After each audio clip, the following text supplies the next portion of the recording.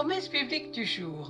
Lisons ensemble le psaume 27, verset 14. Compte sur le Seigneur, sois fort, reprends courage, compte sur le Seigneur. Voyons aujourd'hui 4 choses qui nous combattent dans nos périodes d'attente. Nous nous sommes tous sans doute déjà retrouvés dans une situation où nous devions attendre, soit quelqu'un, soit quelque chose qui doit arriver ou une promesse qui doit s'accomplir. Mais dans tous les cas, l'attente n'est jamais une partie de plaisir. Car dans cette période, nous sommes souvent dans l'incertitude. Et cette incertitude précède généralement l'ennui et l'impatience. Généralement, l'attente est définie comme l'action d'attendre quelqu'un, quelque chose, pendant un certain temps. On pourrait dire également que l'attente, c'est demeurer dans une circonstance bien précise, jusqu'à ce qu'une personne ou une chose arrive, ou qu'une promesse s'accomplisse. Attendre, c'est espérer. Voyons dans un contexte biblique des éléments qui combattent nos périodes d'attente. Premièrement, le doute, égale manque de foi. Lisons Marc chapitre 11, verset 24, où il est écrit dans la parole vivante d'Alfred Cuen, « C'est pourquoi, je vous le déclare,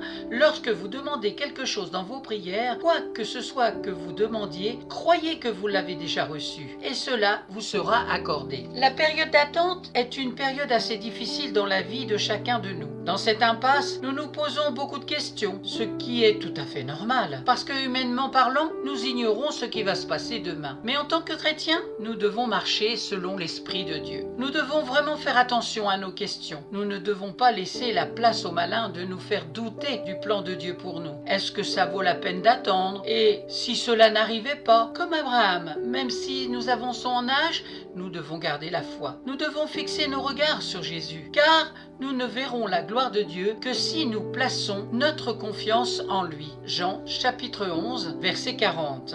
Jésus lui répondit: « Ne t'ai-je pas dit que si tu crois, tu verras la gloire de Dieu ?» Deuxième élément, l'impatience. Normalement, pour qu'un bébé puisse voir le jour, il doit passer 9 mois dans le ventre de sa mère. Un arbre doit attendre sa saison pour porter son fruit. Et c'est normal d'attendre durant des mois. Mais pourquoi, quand il s'agit d'attendre Dieu, sommes-nous si impatients? Pourquoi sommes-nous toujours pressés? Nous devons savoir que notre impatience ne fait pas partie du fruit de l'esprit, mais plutôt de la patience. Et ce n'est pas elle non plus qui va faire accélérer le processus. Relisons ensemble Galates chapitre 5 verset 22 sur les fruits de l'esprit. Car l'esprit de Dieu produit bien autre chose. Le fruit de l'esprit, c'est l'amour, la joie, la paix, la patience, le bon caractère, l'amabilité, la serviabilité, la bonté, la générosité, la fidélité, la confiance dans les autres, la douceur, la modestie, l'humilité, l'aptitude à céder et à s'adapter, la tempérance, la chasteté, la maîtrise de soi. Aucune loi n'interdit cela, et contre ceux qui vivent ainsi, elle n'a pas même besoin d'intervenir. Le troisième élément, c'est la pression du temps. Combien d'entre nous avons l'habitude de faire des rappels à Dieu, en pensant peut-être que notre âge lui a échappé. « Seigneur, aujourd'hui j'ai 30 ans et je ne suis pas toujours encore marié. Je n'ai pas encore d'enfant, Seigneur. Tu m'avais dit pourtant que j'allais en avoir. » Mais là, on est déjà au 10e mois. On peut aussi se dire, cette année, si Dieu ne fait pas ceci ou cela, il va plus le faire, car je vais bientôt avoir 50 ans. Sommes-nous maîtres du temps? Ne fait-il pas toute chose bonne en son temps, comme il est écrit dans Ecclésiaste chapitre 3 verset 11. Il y a aussi la fatigue. À un certain moment, il est normal de sentir que le poids de la fatigue nous pèse dessus, quand nous portons surtout une charge sur notre dos. C'est pourquoi dès que nous remettons notre vie à Jésus-Christ, la première chose à faire, c'est de le laisser se charger de nos fardeaux. Lui seul nous a fait la promesse de nous donner du repos quand nous venons à lui. Lisez cela dans Matthieu chapitre 11 verset 28. Continuer de porter nos fardeaux une fois venus à lui serait comme monter dans une voiture et laisser tous nos paquets sur notre tête en étant à l'intérieur. Et quand il s'agit d'attendre, nous ne le pouvons en étant fatigués. Nous allons finir par nous endormir tôt ou tard. Donc si l'on veut vraiment tenir éveillé jusqu'au bout, il est extrêmement important de laisser le Seigneur se charger de tous ces fardeaux qui nous fatiguent. Quelle attitude doit-on avoir alors durant nos périodes d'attente?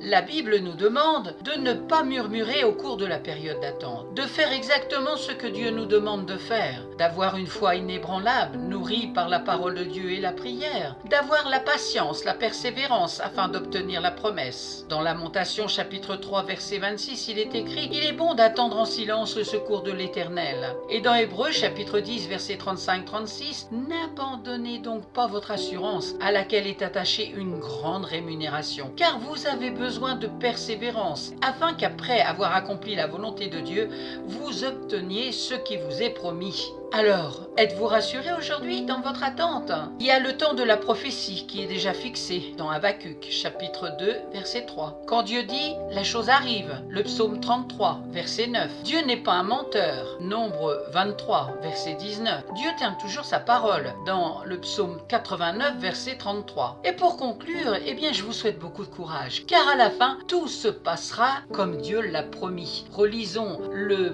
psaume 27, verset 14. Compte sur le Seigneur, sois fort, reprends courage, compte sur le Seigneur. Soyez abondamment bénis. Merci pour votre écoute et d'avoir écouté la parole de Dieu. Que cette parole produise une puissance de vie dans votre vie de chaque jour. Amen. Merci.